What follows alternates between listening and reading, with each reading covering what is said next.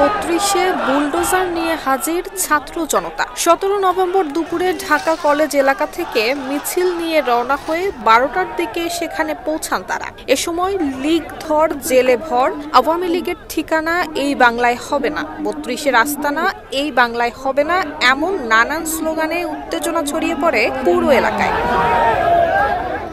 32-এর প্রবেশ মুখে রাখা হয়েছে সাঁজোয়া যান, মোতায়েন করা হয়েছে পুলিশ, র্যাব, এপিবিএন এবং গোয়েন্দা সংস্থার সদস্য সহ বিপুল আইন শৃঙ্খলা বাহিনী। এলাকা ঘিরে রাখা হয়েছে কয়েক স্তরের নিরাপত্তা বলয়।